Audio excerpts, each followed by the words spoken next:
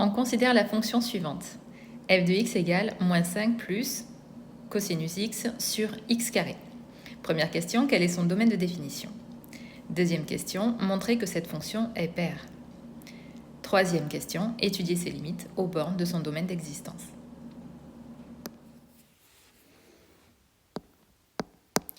Le domaine de définition de la fonction f de x. Donc on observe qu'elle est composée d'une constante, moins 5, donc pas de problème avec ça. Cosinus x, alors cosinus x est une fonction sinusoïdale qui est comprise entre moins 1 et 1, mais malgré tout elle est définie sur R.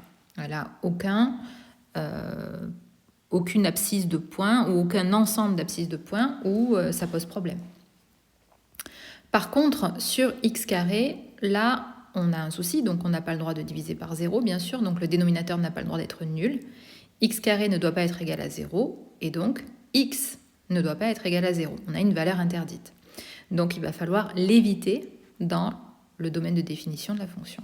Ainsi, df, domaine de définition de la fonction f, c'est partout l'ensemble des réels, sauf en 0. Donc on l'exclut avec un crochet ouvert.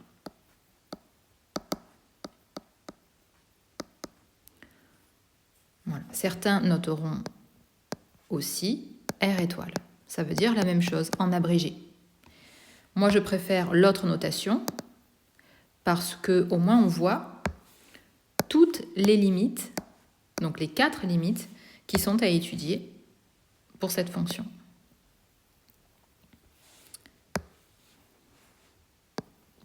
Montrer que cette fonction est paire. Alors déjà, on va faire un petit rappel. Qu'est-ce que c'est qu'une fonction paire? Donc f est une fonction paire à 2 conditions. Si et seulement si, 2 conditions. La première, son domaine de définition doit être centré en 0.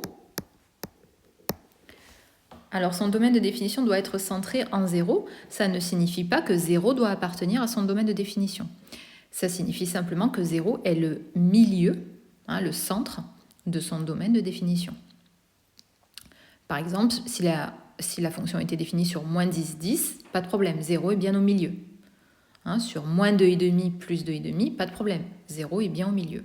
Moins l'infini plus l'infini, 0 est bien au milieu aussi. Deuxième condition, donc ce n'est pas l'une ou l'autre, c'est les 2 conditions qui doivent être réunies. Deuxième condition, pour tout x de son domaine de définition, justement, f de moins x doit être égal à f de x. La première condition, elle est remplie. On a bien df centré en 0, donc il suffit de le dire. Il n'y a rien à démontrer. Par contre, il faut quand même penser à l'écrire.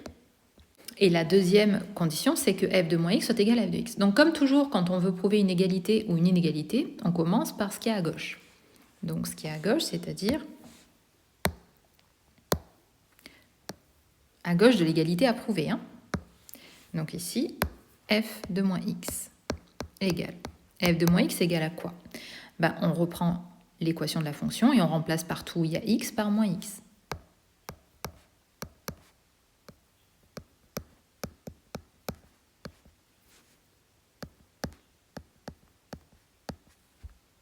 Dans un premier temps.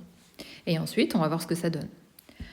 Moins x, le tout au carré, ça fait moins x fois moins x, moins par moins plus. Donc forcément, moins x au carré, ça revient à x au carré. Et pour cos moins x, vous vous souvenez,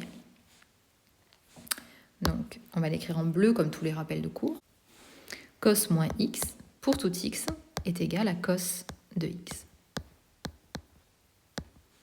On a cos de x sur le cercle trigo qui se lie sur l'axe des abscisses. Ici, on est à x par exemple.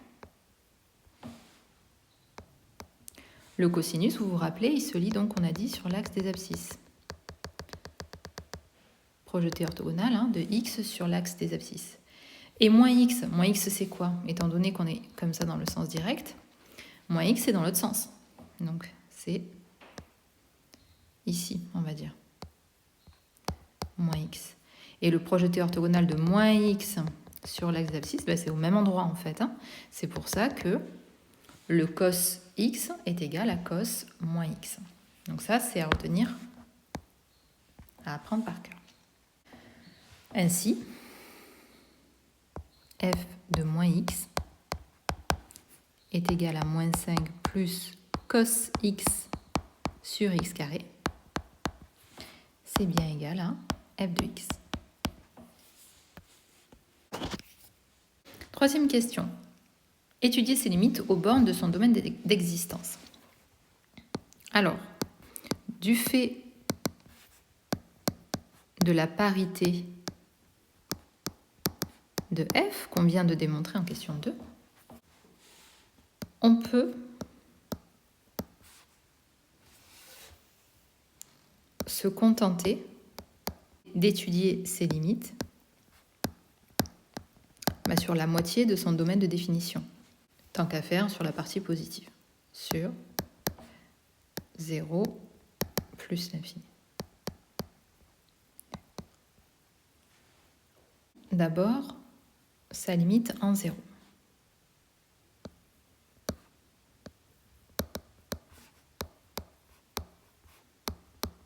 En 0 plus, parce qu'on ne peut pas être exactement en 0, c'est une limite, donc on se rapproche de 0 le plus possible. Donc soit par la gauche, par les valeurs négatives, soit par la droite, les valeurs positives. Là, comme on a décidé de se placer sur 0 plus l'infini, on est près de 0, mais en positif. On est à 0,0000, un grand nombre de fois 0 et 1. Donc légèrement positif. Ok ? Cos 0,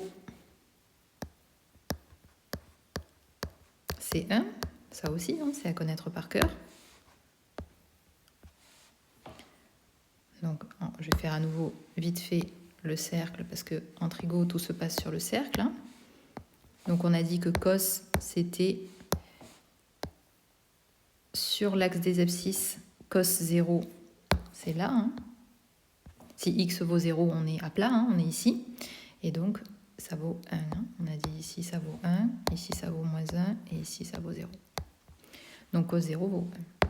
Et ensuite, on a besoin d'avoir limite de x carré, ou 1 sur x carré plutôt. Alors on peut directement mettre limite de 1 sur x carré lorsque x tend vers 0 par valeur supérieure. Donc je redis, limite de 1 sur x carré lorsque x tend vers 0 par valeur supérieure. Et on peut donner directement le résultat. Donc quand on divise 1 par un nombre très petit, positif mais vraiment très petit, essayez de faire l'expérience sur votre calculatrice. Prenez une minute pour le faire, c'est toujours intéressant. Vous prenez la calculatrice, 1 divisé par un nombre très petit, par exemple 0,0001, et vous allez obtenir un nombre très grand. Forcément, plus on divise par un nombre petit, plus on obtient un nombre très grand. Or, si x tend vers 0, x carré donc est extrêmement petit, donc forcément le résultat sera extrêmement grand, c'est-à-dire qu'il tendra vers plus l'infini. On va faire d'abord par produit.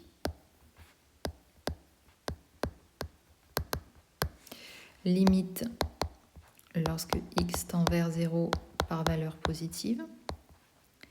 Limite de cos x fois 1 sur x carré.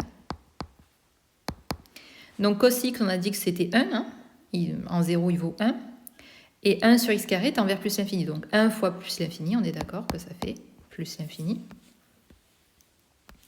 Et ensuite, par somme, limite de moins 5 plus cosinus x sur x carré. Lorsque x tend vers 0 par valeur supérieure à 0. Donc ça fait moins 5 plus l'infini. On peut enlever 5 à plus l'infini, ça fera toujours plus l'infini. Donc limite de f en 0 plus, c'est plus l'infini. On va conclure ici.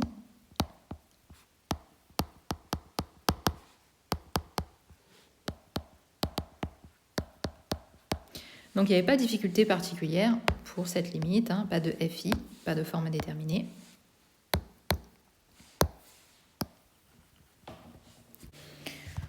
Ensuite, donc on a fait la limite en 0. Donc vous vous rappelez, hein, on a dit que parce qu'elle était paire, on se contentait d'étudier les limites sur cette moitié-là du domaine de définition de f. Donc on est sur 0 plus l'infini, 0 exclu. On a fait la limite en 0. Maintenant, on va faire la limite en plus l'infini.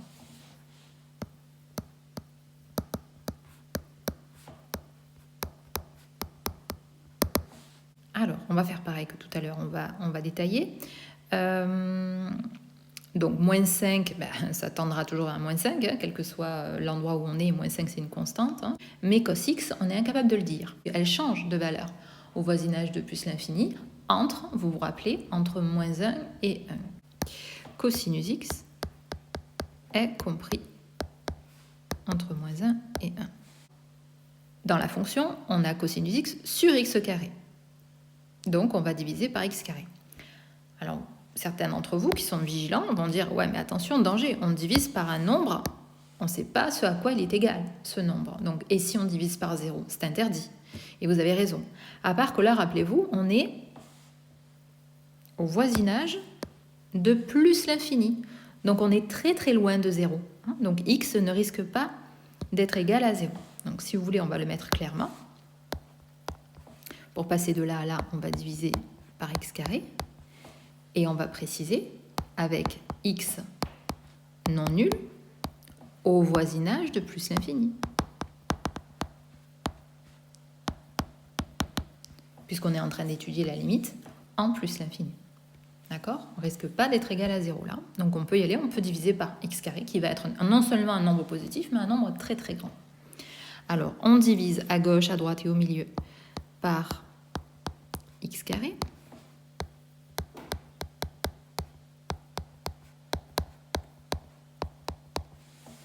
Et ensuite, pour retrouver f, il faut rajouter moins 5. Le fait de rajouter une constante, même négative, ne change pas le sens de l'inéquation. Du coup, à gauche, on a moins 5 moins 1 sur x carré. Et à droite, on a moins 5 plus 1 sur x carré. On prend un petit peu plus de place comme ça. On n'a pas fait fois moins 5, on a fait plus moins 5, si vous voulez. Moins 5. Donc, on a bien deux fonctions qui encadrent notre fonction f. On le voit là se dessiner. Quand on encadre une fonction par deux fonctions et qu'on veut en déterminer la limite, ça fait penser au théorème des gendarmes, bien sûr. Donc, on fait la limite de la fonction qui est à gauche et la limite de la fonction qui est à droite. Donc, limite de... On va d'abord faire 1 sur x carré parce qu'on ne l'a pas encore fait en plus l'infini, on ne l'a pas encore écrit clairement. Donc, quand on divise 1 par un nombre très très grand, donc faites l'expérience également. Si vous avez fait l'expérience tout à l'heure, faites-la dans votre sens. Comme ça, vous serez vraiment définitivement persuadé et ça vous aidera probablement à retenir ces résultats. 1 divisé par un nombre très très grand, par exemple divisé par 10 000 ou 100 000, ça suffit. Vous allez trouver un nombre petit, tout petit, proche de 0. Donc évidemment, ça tend vers 0. Limite de moins 5 moins 1 sur x carré lorsque x tend vers plus l'infini. Ça va nous faire moins 5 moins 0 si vous voulez. Ça fait toujours moins 5. De même, vous savez que le théorème des gendarmes fonctionne à condition qu'on trouve le même réel à gauche et à droite. Donc la fonction dont on cherche la limite doit être encadrée par la même limite. Ainsi, on va le rédiger correctement, on va essayer en tout cas. Ainsi, lim de moins 5 moins 1 sur x carré égale lim de moins 5 plus 1 sur x carré égale moins 5.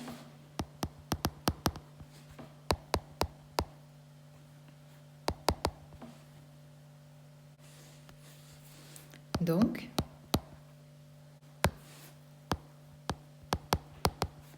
le théorème des gendarmes.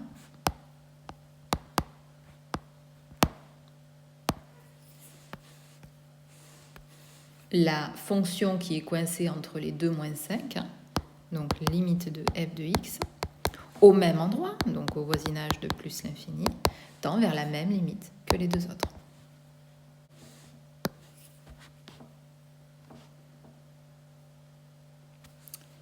Pour finir,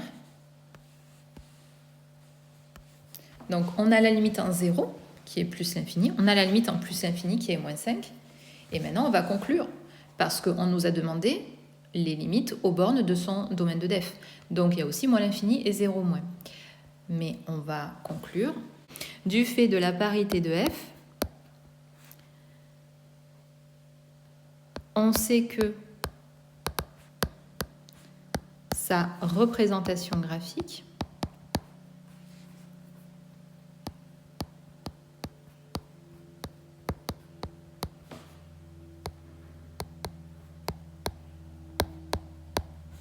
on va l'appeler CF si vous voulez, est symétrique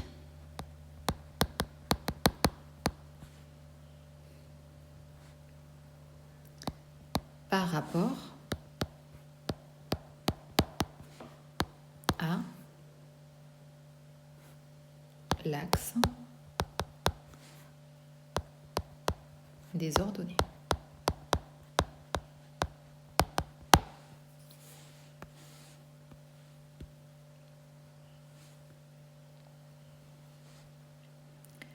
Donc, je ne sais pas ce qu'elle fait, cette fonction, mais admettons, hop, on essaie d'en faire une représentation graphique. Moi, je ne l'ai pas tapé à la calculatrice, hein, éventuellement, vous l'avez peut-être fait.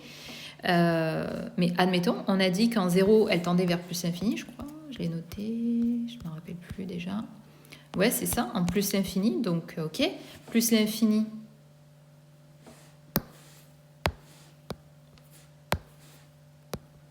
Plus l'infini en 0, et moins 5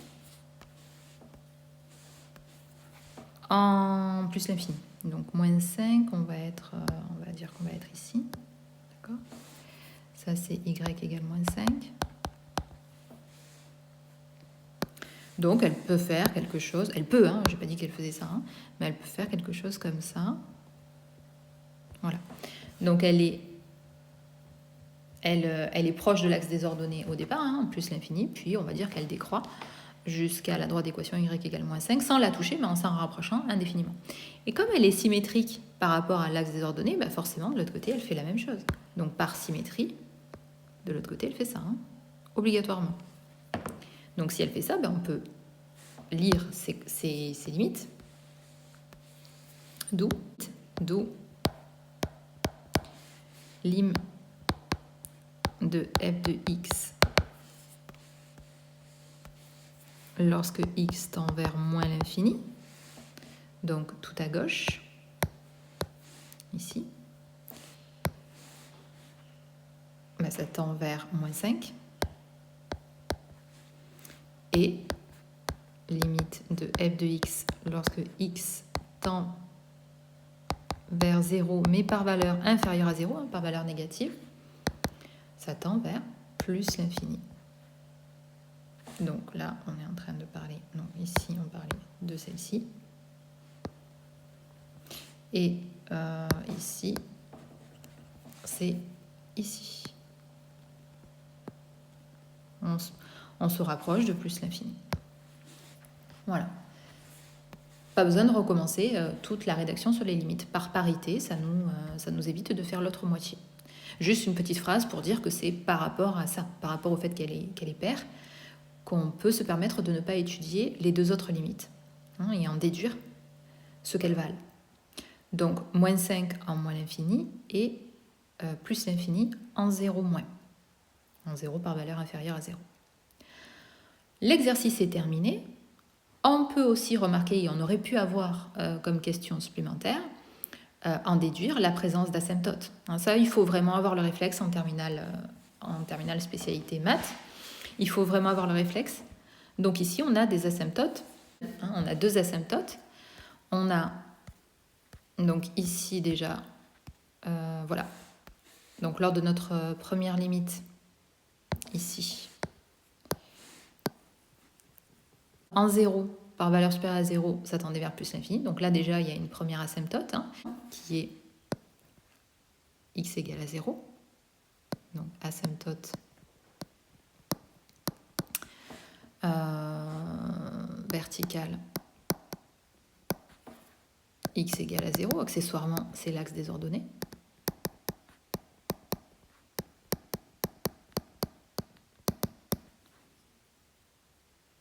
Ok, première asymptote.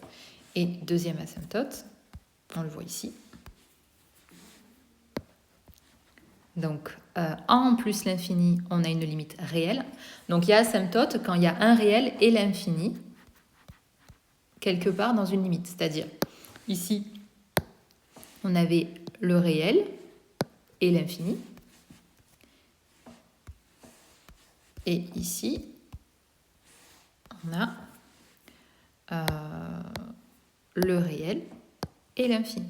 D'accord ? Peu importe dans quel ordre, il y a toujours asymptote quand il y a les deux. Et l'équation, c'est le réel qui nous le donne. Donc ici, asymptote, je vais écrire en rouge aussi.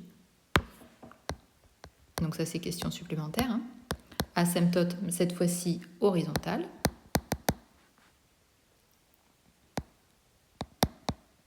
D'équation y égale moins 5.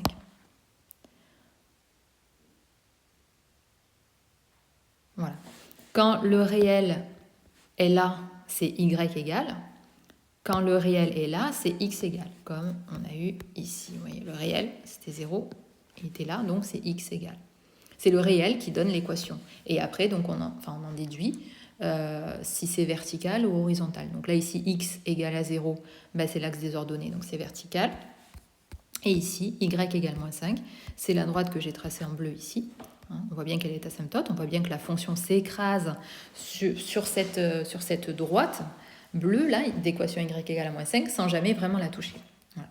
Donc c'est bien une asymptote horizontale. Voilà pour cet exercice.